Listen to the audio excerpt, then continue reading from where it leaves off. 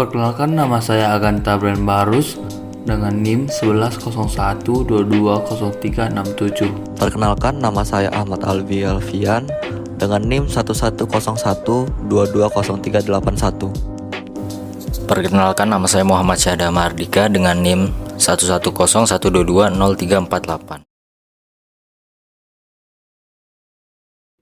Bumi merupakan planet di tata surya yang menjadi tempat tinggal dari beberapa jenis makhluk hidup. Tidak hanya makhluk hidup saja, namun bumi juga mencangkup lingkungan dan komponen-komponen di dalamnya. Istilah yang menyebutkan tentang interaksi antar makhluk hidup dengan lingkungannya, beserta komponen yang di dalamnya adalah ekosistem. Ada banyak sekali jenis ekosistem yang kita temui di bumi ini. Pada dasarnya, ekosistem di bumi ini dibagi ke dalam dua kategori, yaitu kategori ekosistem daratan dan ekosistem perairan. Untuk video kali ini, kita akan membahas tentang ekosistem daratan yang berhubungan dengan SDGs poin ke-15. Ekosistem darat merupakan ekosistem paling dekat dengan manusia. Hal ini karena manusia adalah jenis makhluk hidup atau tinggal di daratan. Sesuai dengan namanya, ekosistem darat merupakan ekosistem, yakni interaksi antara makhluk hidup dengan lingkungannya yang berada di wilayah daratan. Ekosistem darat ini meliputi wilayah yang sangat luas dan seringkali kita sebut sebagai bioma. Ekosistem darat atau bioma ini sangat dipengaruhi oleh hal tertentu, yaitu iklim. Sementara iklim sendiri juga sangat dipengaruhi oleh beberapa hal, yakni letak geografis, meliputi ketinggian tempat suatu tempat terhadap permukaan air laut, dan juga letak astronomis yang meliputi garis lintang ataupun garis bujur.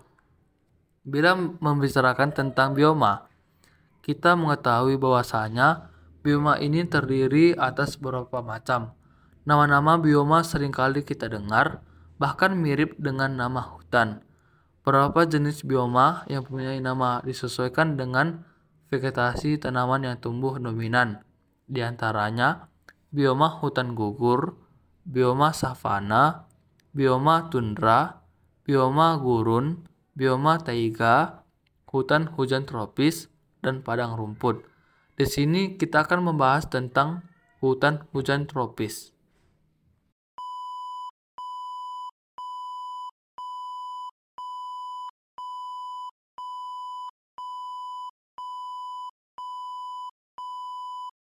Permasalahan ini tentu tidak bisa dianggap enteng. Pasalnya pembukaan lahan secara besar-besaran ini memunculkan banyak dampak negatif bagi bumi, mulai dari hilangnya keanekaragaman hayati, kerusakan ekosistem, peningkatan emisi efek rumah kaca, hingga hilangnya daerah resapan air. Belum lagi pengaruh negatif pada kondisi sosial di sekitar yang juga ditimbulkan. Pembakaran hutan Papua di tangan perusahaan asing sendiri membuat kelestarian hutan yang dijaga turun-temurun oleh masyarakat Papua rusak. Terlebih lagi efek pembakaran yang dapat langsung dirasakan masyarakat sekitar. Untuk mengatasi permasalahan tadi, kita perlu tindakan yang konkret dan dapat diakses oleh masyarakat yang luas. Oleh karena itu, kami memperkenalkan aplikasi EcoCare dengan fitur andalan sebagai berikut. Yang pertama, menyediakan informasi berbagai jenis flora dan fauna yang ada di seluruh hutan Indonesia.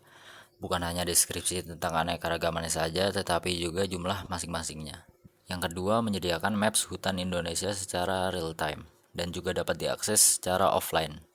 Yang ketiga, bekerja sama dengan beberapa perusahaan untuk memberikan informasi lowongan pekerjaan yang ada di seluruh kawasan hutan Indonesia.